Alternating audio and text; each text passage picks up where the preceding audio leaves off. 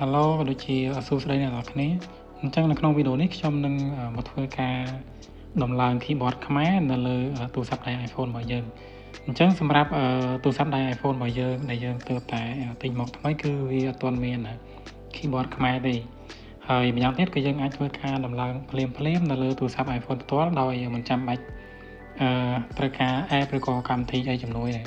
អត់ដូចទូរស័ព្ទផ្សេងៗគឺយើងត្រូវការ download កម្មវិធី keyboard ខ្មែរយ៉ាងណាអញ្ចឹងកន្លែងនេះអ្នកទាំងគ្នាអាចមើលបានអញ្ចឹងគឺវាមានតែ sticker ហើយនិង keyboard ជាភាសាអង់គ្លេសទេអញ្ចឹងដើម្បីអាចដំឡើង keyboard ខ្មែរបានអ្នកទាំងគ្នាគ្រាន់តែចូលមកកាន់ setting របស់យើងមកនេះ setting របស់ទូរស័ព្ទដៃ iPhone របស់យើងបន្តមកទៀតយើងមកយកពាក្យថា general កន្លែងរូបកងចក្រនេះយើងប៉ះលើវាមួយទៅអញ្ចឹងមកដល់កន្លែងនេះយើង scroll ទៅលើហើយយើងទៅរកពាក្យថា keyboard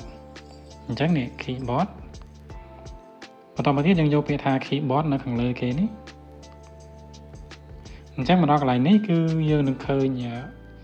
មួយរកថា English ហើយនិង emoji អញ្ចឹងមានន័យថាវាមានតែ emoji ហើយនិង keyboard ជាភាសាអង់គ្លេសទេ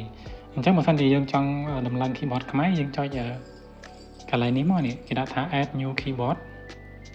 អញ្ចឹងយើងប៉ះលើវាមួយទៅបន្តមកទៀតមកដល់កន្លែងនេះគឺយើងត្រូវការទៅរកភាសាខ្មែររបស់យើងអញ្ចឹងអ្នកទាំងគ្នាអាចទៅរកភាសាខ្មែរមកហ្នឹងហើយអញ្ចឹងយើងអាច scroll រកមើលទៅក្រោមទៅរកពាក្យថាខ្មែរនេះខ្មែរ